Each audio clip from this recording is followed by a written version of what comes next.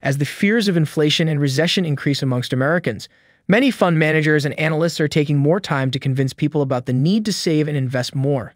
In a series of tweets, Cathie Wood, founder and CEO of ARK Innovation, speaks on the increasing fears of inflation and recession in the United States and how retail is reacting to these fears. As many of the comments under Wood's tweets show, many of her followers believe the tweets are just a way to acquit herself from the failure of her fund. After having a good year during the pandemic, the fund is poised to end the year by almost 25% down. While some people believe that Cathie Wood's selections for the fund have a lot of prospects, others believe she is barking up the wrong tree. Welcome to Savvy Finance.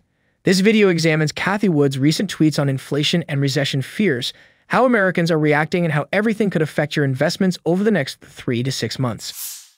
Please remember to like, comment on, and share the video. You can also subscribe to Savvy Finance for more videos like this.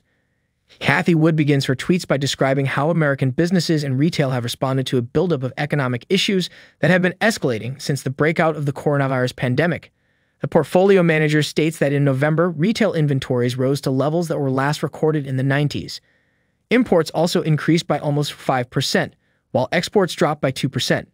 As expected, these changes also affected the saving rate in the country, which is reduced by almost 7%.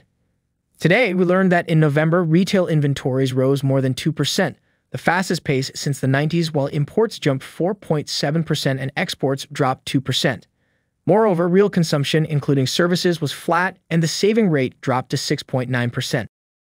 The reasons for these percent changes are not far-fetched.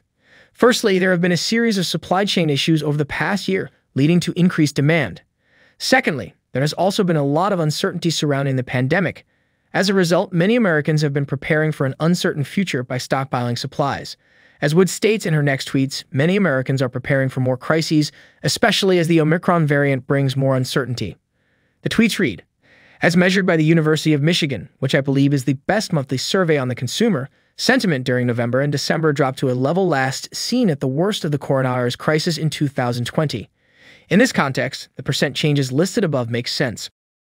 These percent changes are not annualized, so multiply them by 12 to understand the drama unfolding here in the United States. Both businesses and consumers seem to have overreacted to supply chain bottlenecks by building inventories of goods while government stimulus was flowing freely. These developments are not new. During the third quarter, real GDP was up a little more than 2% at an annual rate, but real final sales, consumption, investment excluding inventories, government spending, net exports were flat. That 2% growth was all in inventories. So, not only are Americans not investing or saving more, but they are using more money to stockpile for an uncertain future as the pandemic essentially continues to rage on. Cathie Wood compares what is happening now to the events of the Millennium Bug.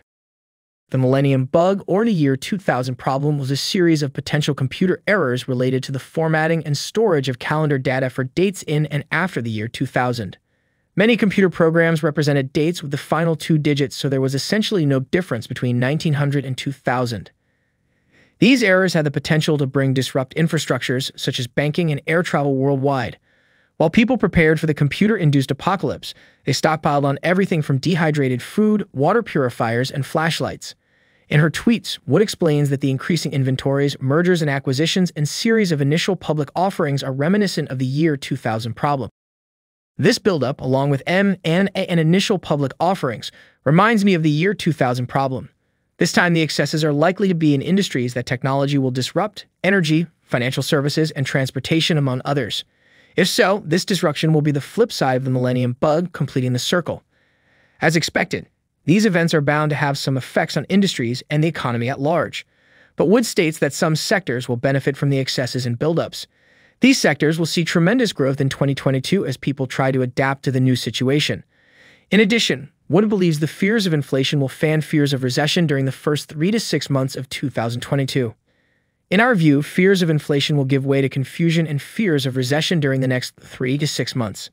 If so, the rapid growth rates of truly innovative companies, many of their equities maligned this year, should be rewarded handsomely.